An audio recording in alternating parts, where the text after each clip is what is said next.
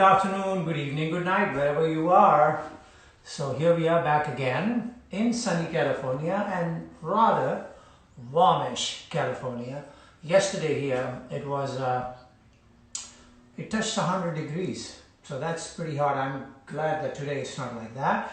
But I'm also incredibly happy that today is my daughter Isabella's birthday. So I wanted to give a big shout out to her, a big hug and a kiss to her, and big blessing from all of you to her. on her birthday today, and happy birthday, Bella. We love you very much. Mwah. And so that's that. We hope to celebrate. We kind of started celebrating last night. My dear friend Shabi Farooq and his wife Avni cooked up a storm in their home and dropped off the food for us. So we had a very strong and lovely and tasty biryani session with bagari baigan and shrimps, and it was great. Well, what that means is that I'm a little anchored heavy today. But here I am, here we are. There was a question asked a couple of days ago, and I just wanted to touch on it. And this has been frequently asked, and I've answered it in many different ways. And let's see if there's a different take on it today. So this is about chilla. So the question was, can you please talk about chilla, and how do you prepare to do a chilla? Well, first of all, the word chilla. Tony G was looking through various Googles and things and everything about chilla, and she came across one explanation, and that was that it's a Indo-Persian word, Indian-Persian combo.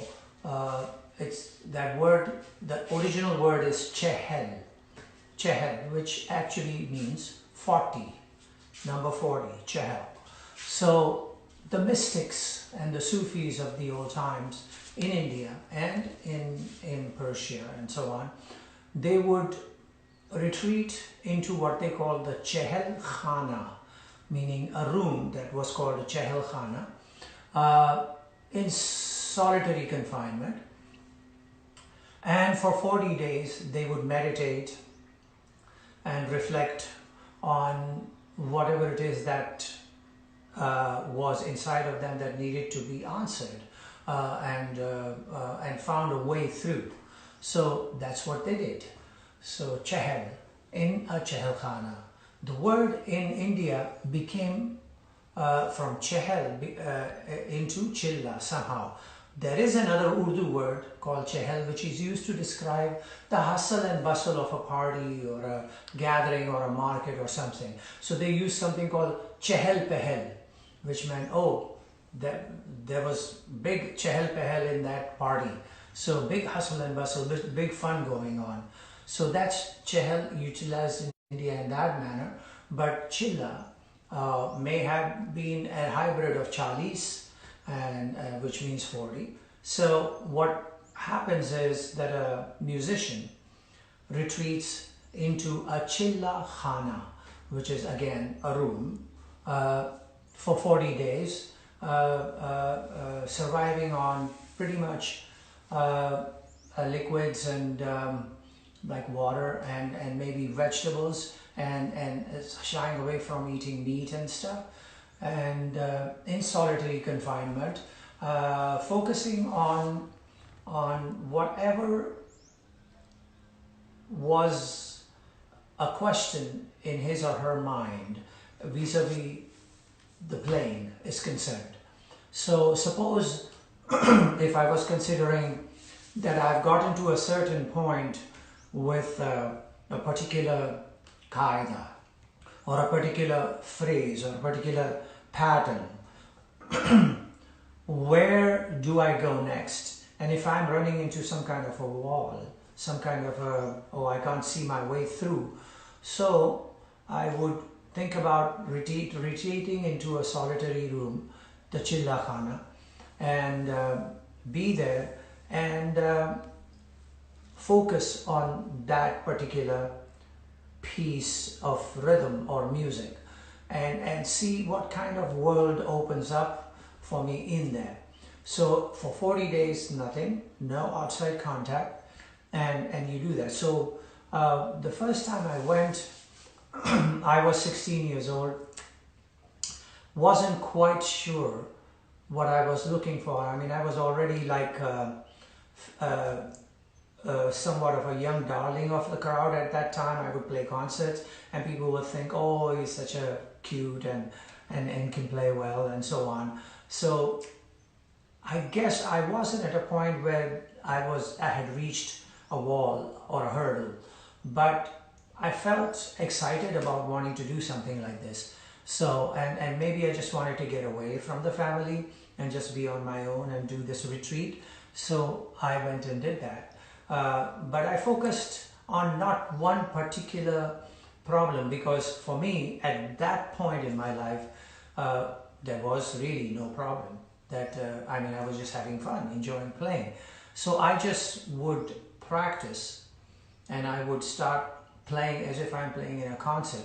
So I would start with an opening peshkar and go on to a qaida and another qaida and another qaida, and then some chand based stuff and rows and relas and compositions. There was one instance where it happened where I suddenly got stuck with a particular composition, and I don't know why. I just felt that I wanted to keep trying to play that and go forward with it, and went on doing it for hours and a few days until there was a vision, and that changed things for me. That's another story. But chilla basically means that. So you decide on, okay, there is this particular, like some people, lots of people have problem with dhira dhira. So say, okay, I'm going to work on my dhira dhira and go into the chilla, focusing mainly on that. It is good to get your teacher's permission, guru's permission, and usually what happens is that the guru gives you I didn't have this the first time around, and I kind of just adopted a particular one for my second chilla, but a mantra or some kind of a prayer that you do, and before you begin, and every now and then when you stop for a moment, you go back to that prayer and you do that. So from your guru you get that. You focus on a particular phrase or a pattern or a qaida or a rela, and you work your way through that, and until it becomes second nature to you, until your hands just naturally flow in that particular composition at any given pace. And so that's how you get there.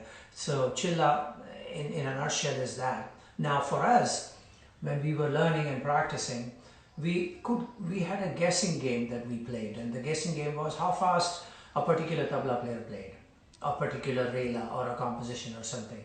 And that was a guessing game, because you just kind of imagine in your head, oh, it's probably this fast. Half the time I found out that when I got back to hearing the maestro again and trying to play along with, I found that I had not yet gotten to that point. So I guess that is one bar that you should set for yourself when you get to a particular composition on a hurdle. That, but in today's day, it's easier. You've got an iPhone or a phone that can give you the BPM, meaning beats per minute or tempo, at which a particular composition or a qaida is played and sounds the best. And you could try and get your way up to that level without disturbing the balance of the two hands and the clarity that must be adhered to. Once you do that in your chilla, you will realize that you're starting to get a flow and moving on. So chilla, you prepare for in this particular manner. Try to be a vegetarian, not eat too much, because you're sitting down a lot. The more you eat, like I did last night, and you get heavy. So less eating, drink a lot of water, and in this day and age you can also have those vitamin drinks and all that you have available to you, and work your way through the chilla of 40 days. For me nowadays, I feel that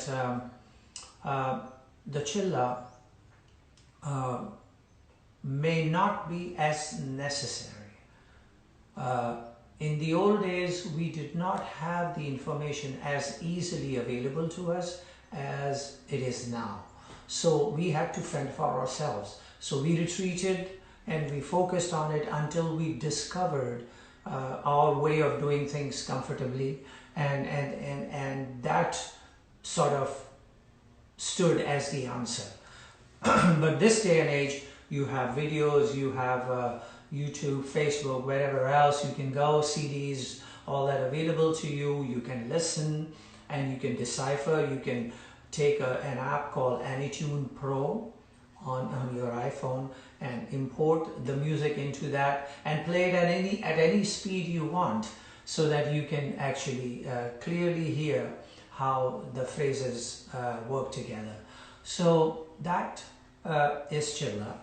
I started with a qaida that was long time ago, which my father touched on, but we did not develop it much because we all got into that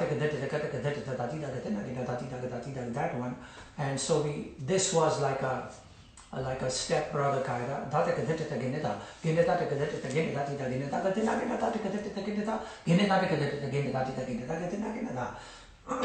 So I suddenly remembered this qaida as I was setting up here, so I just kind of started to play that. So that's one of the questions. Now we have to see if there's any other question. But before any other question, I'm going to play that qaida that we got into very much, which was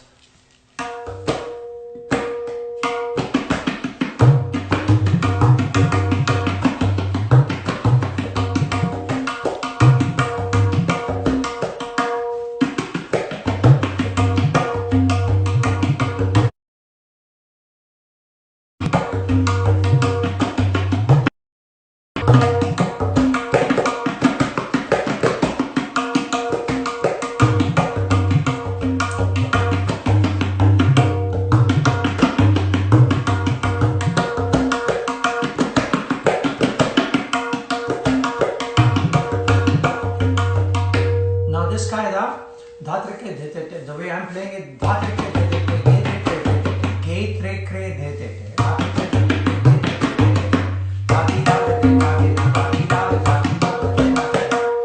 Now it should be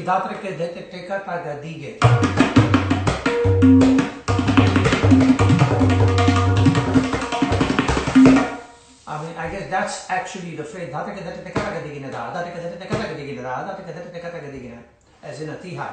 So, but Abbaji decided to play it in a more melodic manner and keep the bowls closer to the siahi and not open.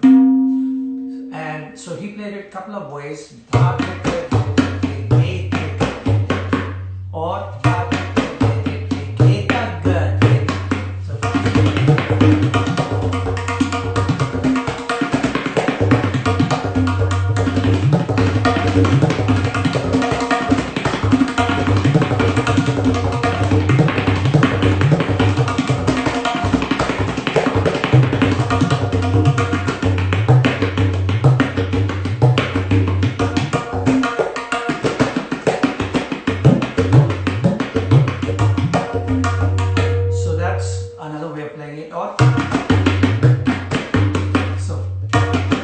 seems to be the one that I usually gravitate to.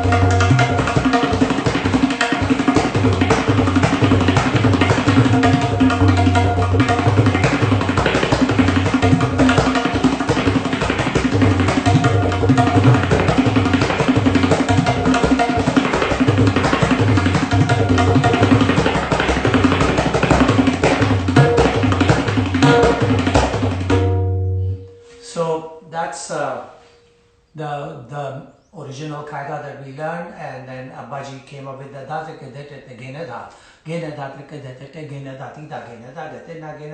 I see that there are possibilities in it. I have forgotten it. So now that I remember it, I'm going to see if I can find my way through it. Maybe do like a mini mind chill on it. Like just sit at home and think about it. So, is there any other question?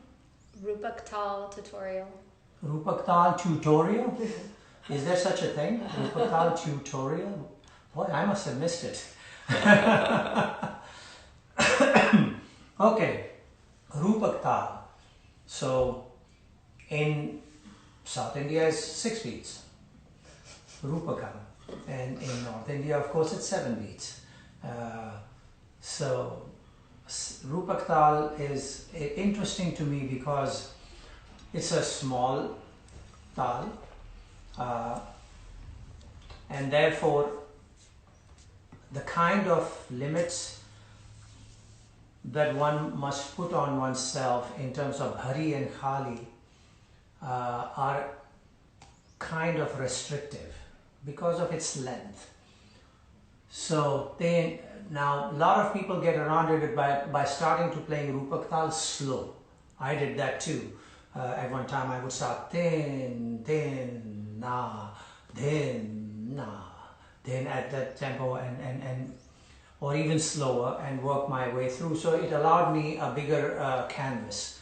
Then I started to think about it and a little bit more, and I realized that in my head that if I'm going to play Rupak Tal that slow at that tempo, then I might as well play Dhamar 14 beats, because in a sense the character of the Rupak Tal is din, din, na, din, na, din, na. It arrives, it bubbles, it lives at a particular tempo.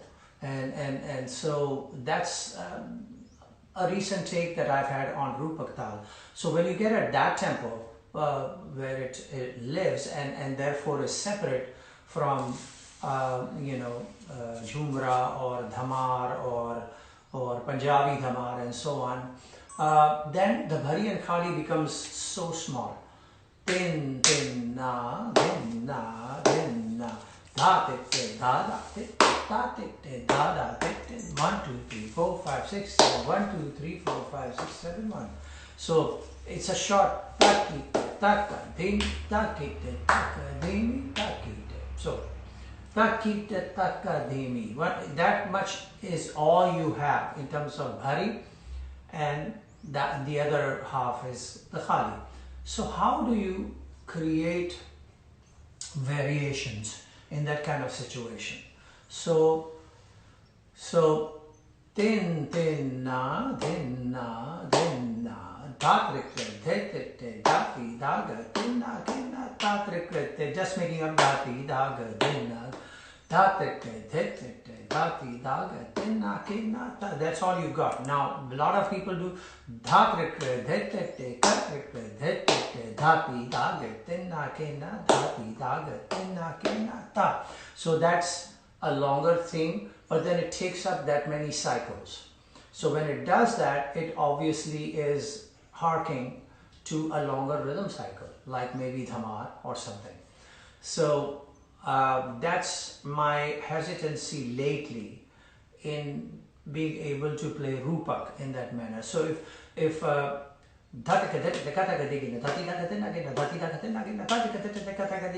Bhari and one Khali, so that's 14 beats. So how do you account for that? It's the same thing that when you're playing with a sitar player or a sarod player or somebody, and they're playing a gut which is 2 cycles long in Rupak Tal. So that's 14 beats. So you're in effect playing 14, you're not playing 7. So that's another question, another discussion for another time. So the challenge, however, is exciting to be able to play at that tempo. So Dha tit dha tit dha dha tit dha da tit dha gena dinna gena ta tit ta ta tit dha gena dinna gena dha tit dha da tit dha gena dinna gena ta tit ta ta tit dha gena dinna dha tit ta ta tit dha gena dinna gena ta tit ta ta tit dha gena dinna gena dha tit ta ta tit dha gena dinna gena ta tit ta ta tit dha gena dinna gena dha tit ta tit dha tit dha gena dinna gena dha tit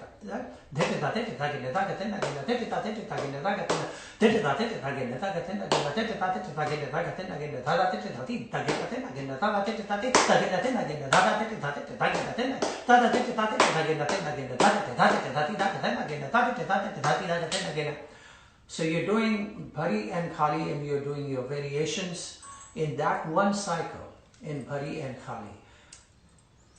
That's a challenge you should give yourself in order to develop working in Rupak Tal. It's easier in Relas, easier in Ro.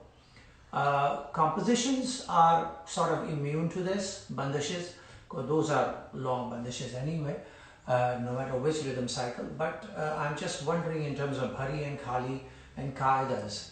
Peshkars could be easy, easily developed in Teen Tal using the, Rupak Tal using the Teen Tal map, right? So,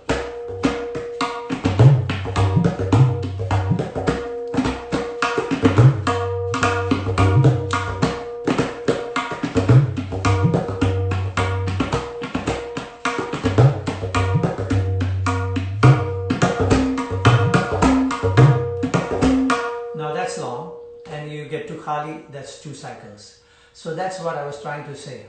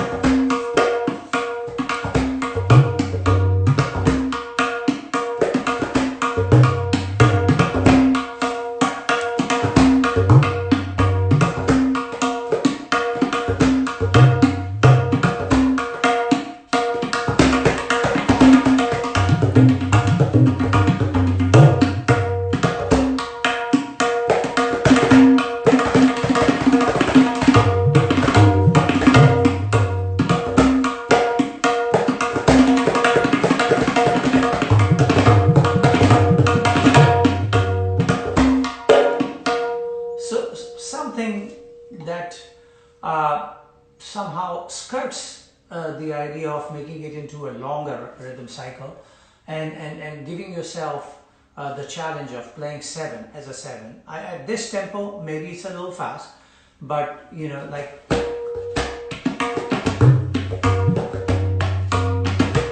at that kind of tempo, you may be able to play qaidas which are 7 beats long and work in the fast thing, like a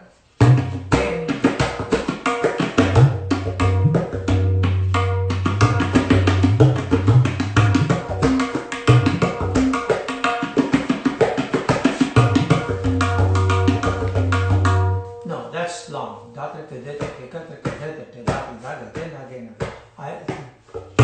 So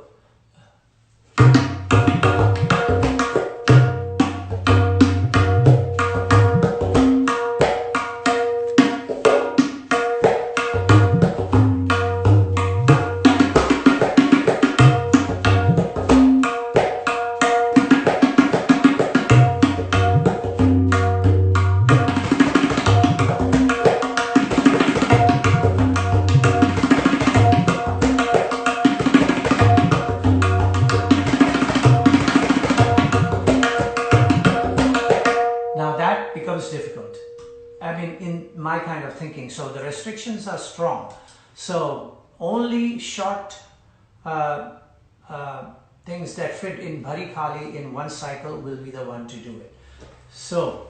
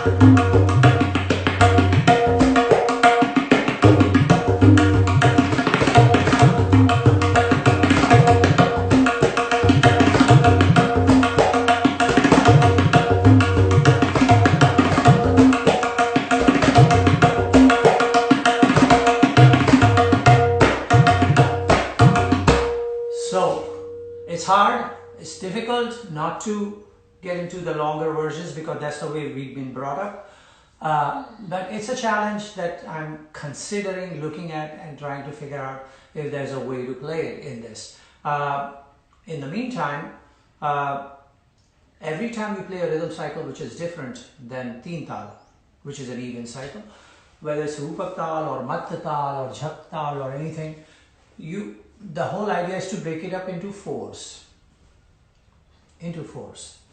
So whenever you come with a composition or a qaida, look at that. So tin, tin, na, din, na, din, na.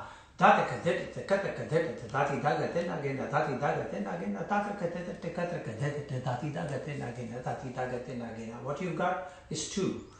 1 and 2. Bhari and khali. So if you were to make it shorter, like for instance, raw like qaida, like I was just playing.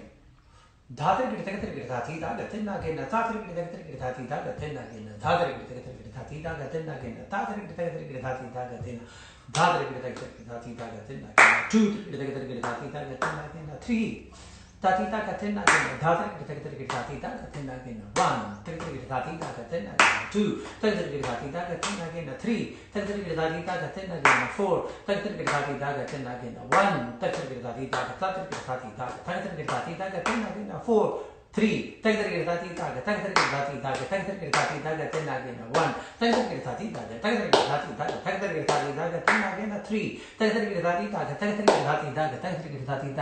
gina, tum ta ta ta ta di da te te da te te da te te da te te da te te.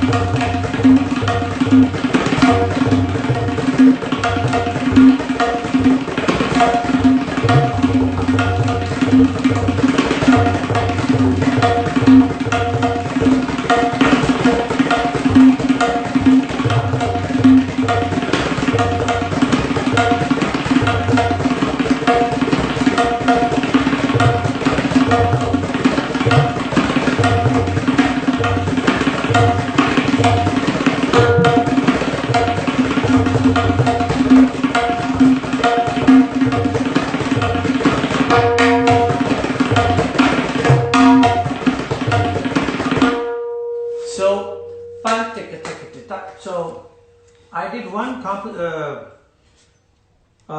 rhythm ensemble in Rupak long time ago, and I found it that it was easy to set it up at a fast Rupak in a teen tal fashion and learn my Rupak swing in that. So 1, 2, 3, 4.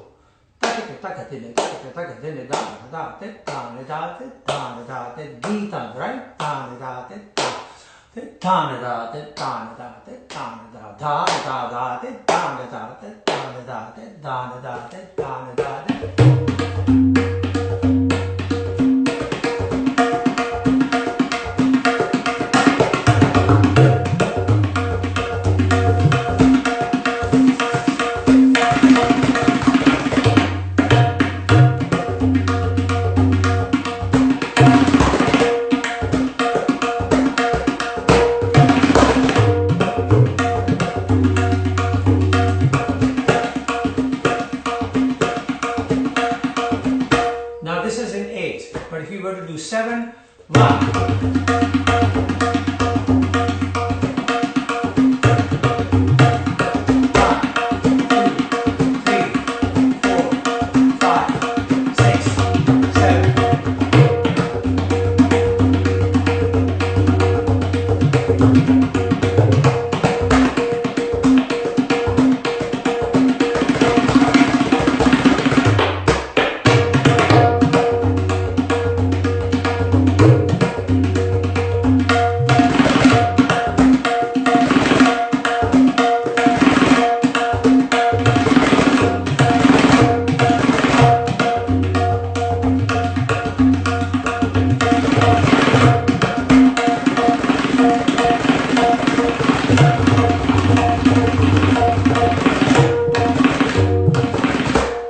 So thinking about 7 is in that manner is workable.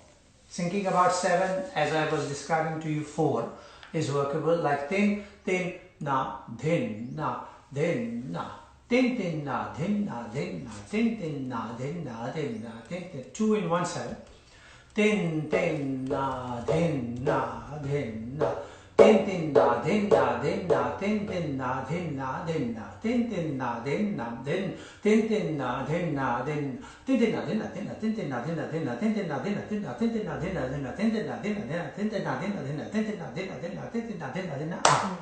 So that's where I arrived when I did this little Geetan thing. But that's one of the way to do things, is to look at it that way. Now Qaidas, if you're playing a Qaida in Rupak Tal, you can easily do the double. What I mean by double is Dhati likit takati likit dhati likit takati likit dhati dagatin nakena dhati dagatin nakena dhati likit takati likit dhati takati likit dhati dagatin nakena dhati dagatin Dadri dhati dhati dagatin again dhati dagatin again dadri dhati dhati dagatin again dhati dagatin again dadri dhati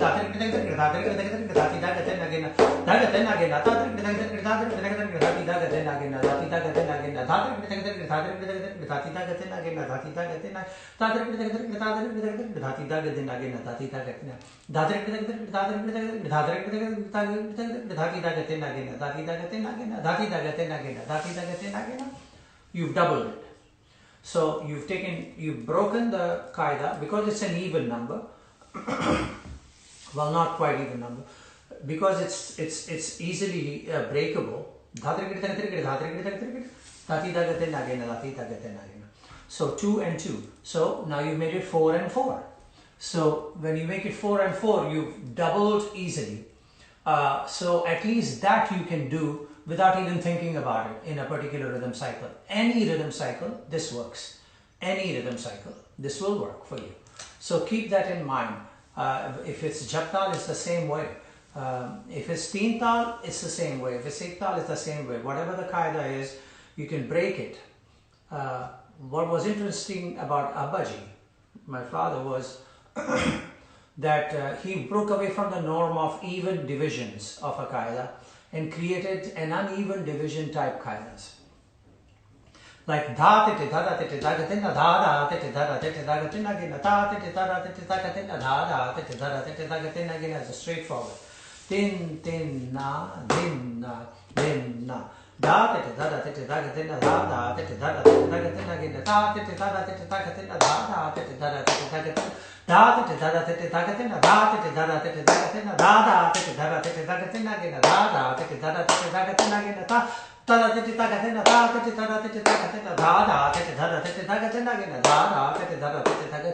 dha so you doubled it.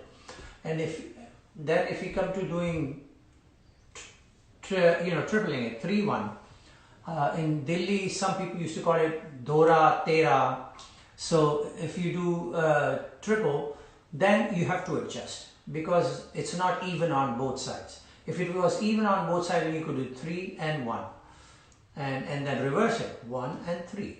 So this is a simpler way to be able to start working in your Teen Tal, in your Rupak Tal. One of the things that I like to do is have people work in Rupak Tal playing slow and medium and fast, and then switching between that and switching between the Tishra's element of that, like so.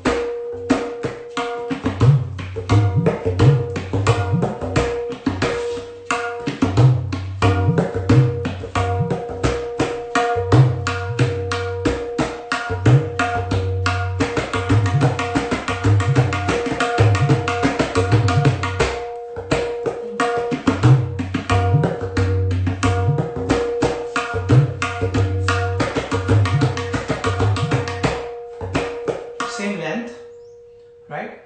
As two cycles. 1, 2, 3.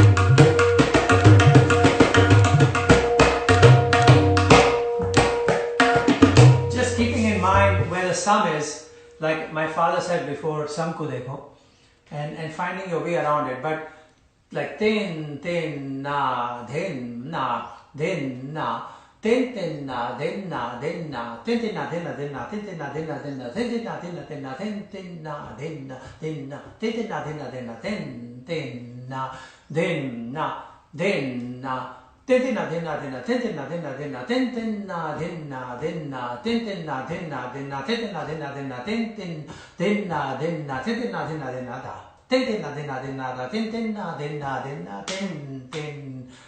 Keeping that in mind, working your theka and in the 7 like that, it gives you not only the idea of how the barabar and the drut are going, but also the tishra, how it's working in between. So simple exercises like this are good to do, and so keep that going. So chilla, as you heard, Rupak Tal, I wasn't expecting this, so I didn't prepare for it as well. But anyway, so.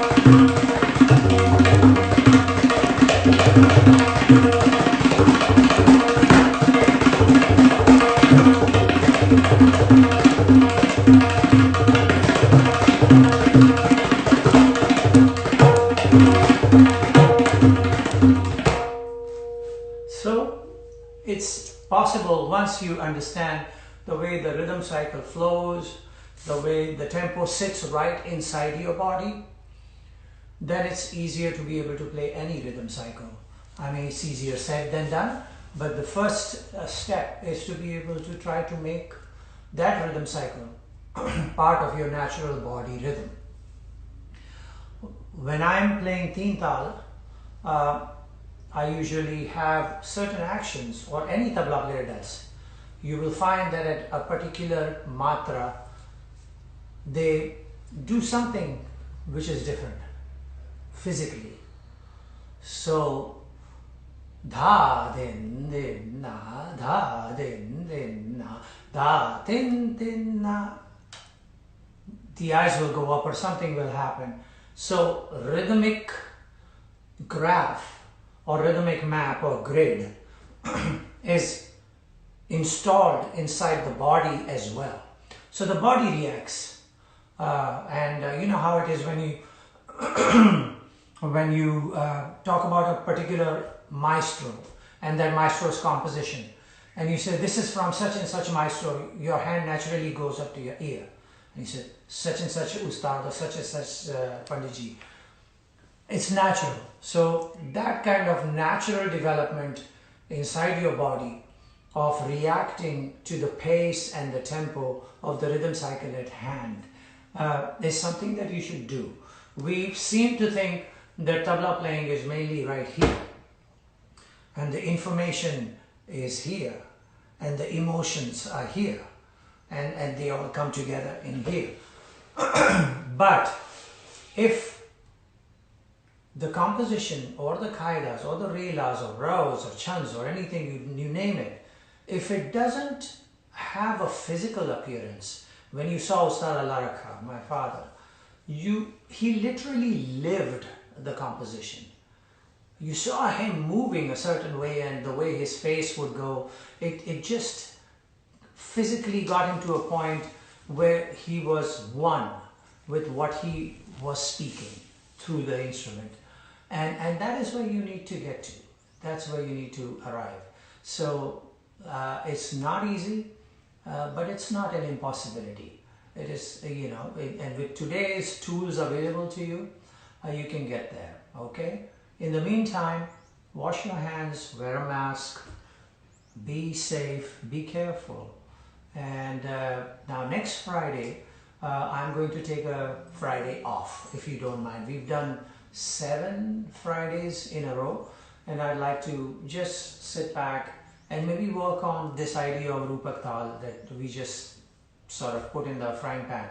And so next Friday you're gonna take a holiday, and the Friday after that we'll be back here at the same bat channel at the same bat time.